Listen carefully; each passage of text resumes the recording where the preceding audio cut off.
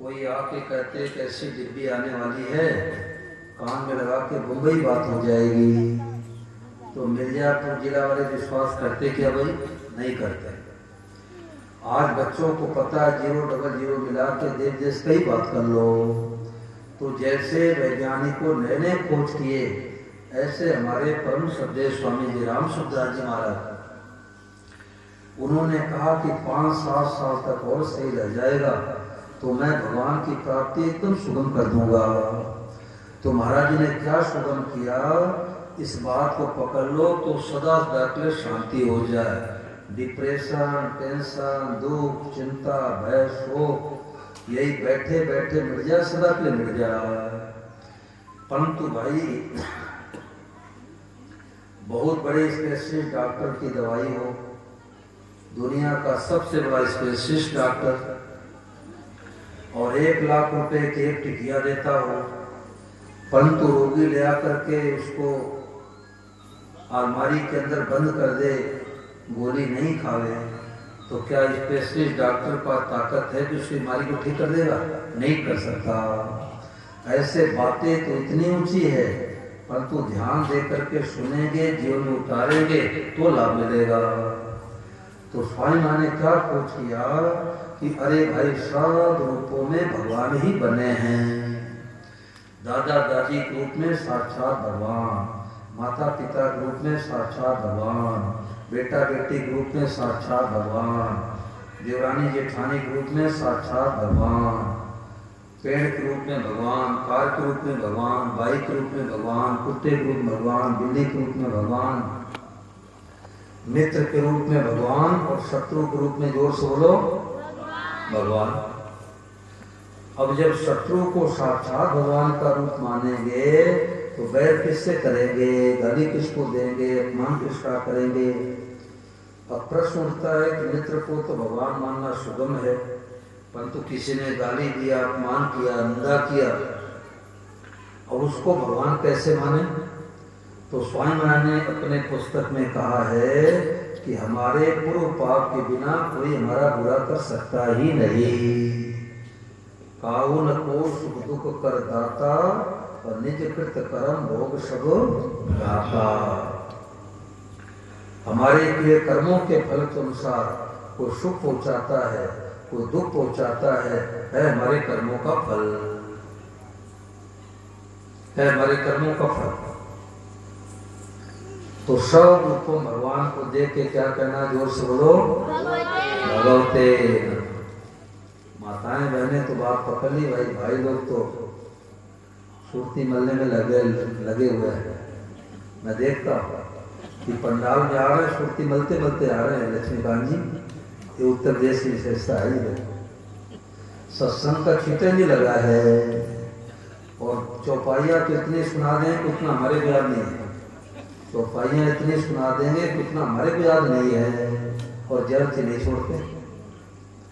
कल एक सज्जन आए हमारे कमरे में, तो बोले कि बड़े भारे गुरु का मैं शिष्य हूँ और 20 साल से जुड़ा हूँ, और 2000 लोगों का गुरु जी से संबंध जुड़वा दिया।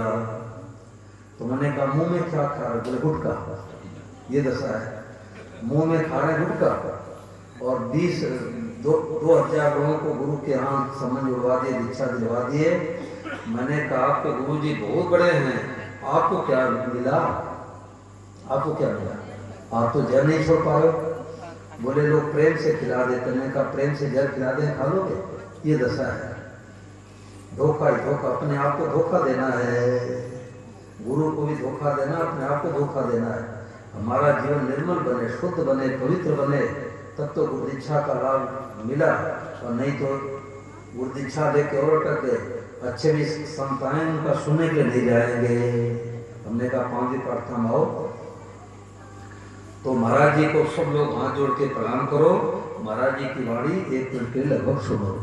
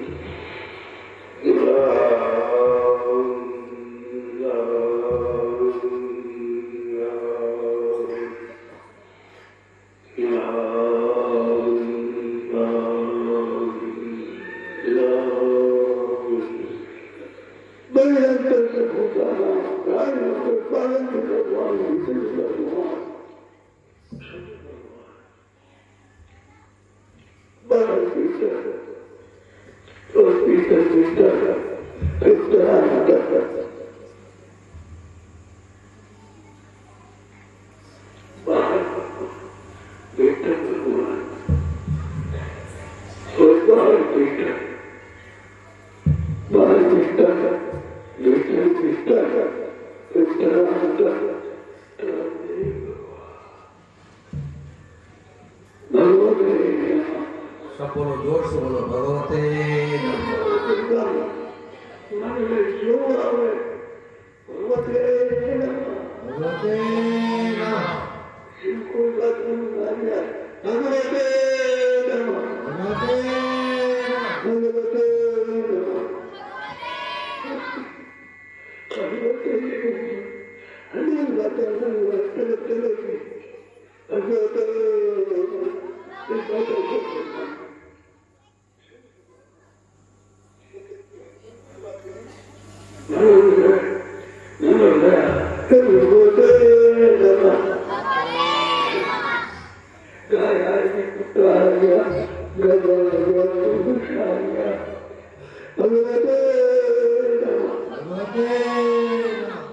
तो जैसे जंगल में कोई भटक जाए आधी रात को तो घर पर पहुंचना मुश्किल हो जाता है, परंतु कोई हाथ में दयालु टार्च पकड़ा दे तो जल्दी जल्दी घर पहुंच जाएगा।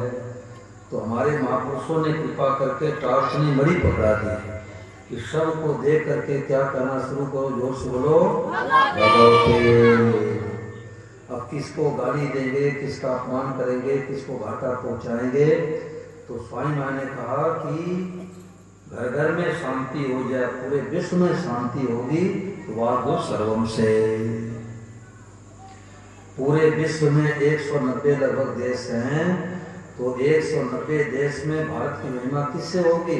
वादो सर्वम से। गीता का सबसे ऊंचा ज्ञान बहु नाम जन्मनाम अंते ज्ञान नाम प्रपद्यते वासुदेव सर्वमिति स महात्मा सुदुर्लभ। वो महात्मा अत्यंत दुर्लभ है। अब महात्मा का मतलब हम लोग सोचते हैं लाल पीले सफेद कपड़े वाले। गीता वेशभूषा का महात्मा नहीं कहती। गीता कहती है आप अपने सोच बदल दो, अपने भाव बदल दो, अपने दृष्टि को बदल दो, तो वो पैंट शर्ट के वेश में माताएं बने, अपने वेशभूषा में दुर्लभ माता बन जा।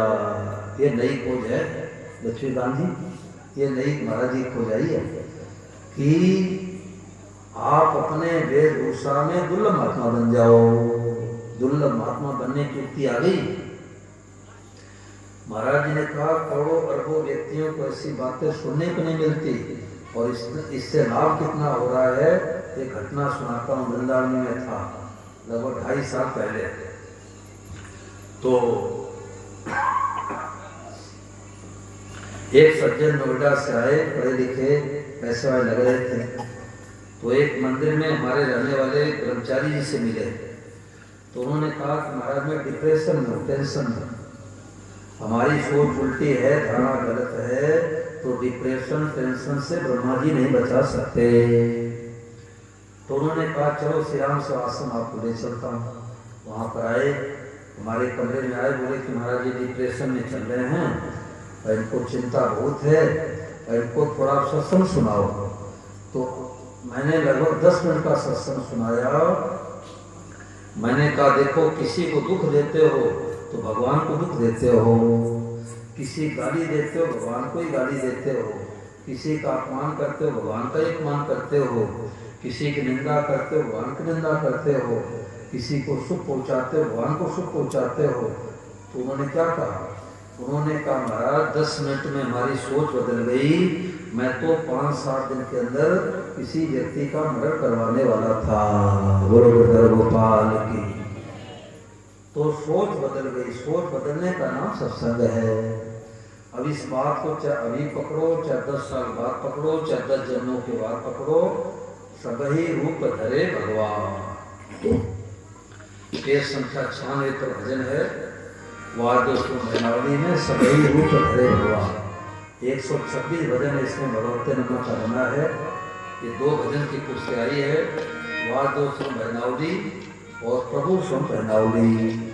इसके पीछे देखो स्वामी महाराज जी का लेख लिखा है।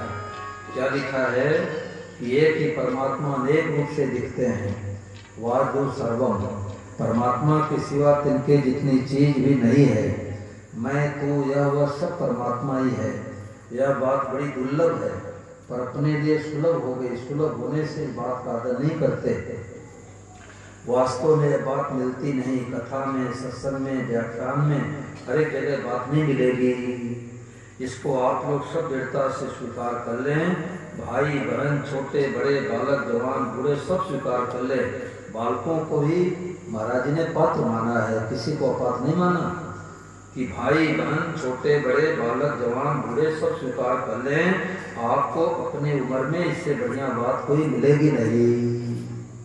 और आज इस पत्रक का 35 नंबर में पढ़ रहा था तो श्री धवन जी ने कहा कि एक बार से स्वामी महाराज जी ने कहा कि हमारे लिए तो वाद्य स्वरम आदि बातें दाल रोटी की तरह साधारण दिखती है, परंतु हिमालय में बैठे साधु संतों से पूछो तो उनके पास भी ऐसी बातें नहीं मिलेगी। हम लोग कितने भाग्यशाली हैं कि गंगा मैया के किनारे और भगवते नमा बोल रहे हैं, वाद वचन बातें कह रहे हैं, सुन रहे हैं। ये गंगा मैया कृपा है। नहीं तो करोड़ों अरबों व्यक्तियों को बेचारे आते हैं, कमा खा के मर के चले आते हैं, ऐसी बातें सुनने को नहीं मिलती। अब भजन प्रेम पूर्वक गाओ, इसके बाद आरती होगी। आरती बाद प्रस्थान करना चाहिए। सबही रूप धरे भगवान, सबही रूप धरे भगवान, सबही रूप धरे भगवान, सबही रूप धरे भगवान। एक प्रभु सब रूप बने हैं, एक प्रभु सब रूप बने हैं। याही सच्चा ज्ञान सबही रूप धरे भगवान।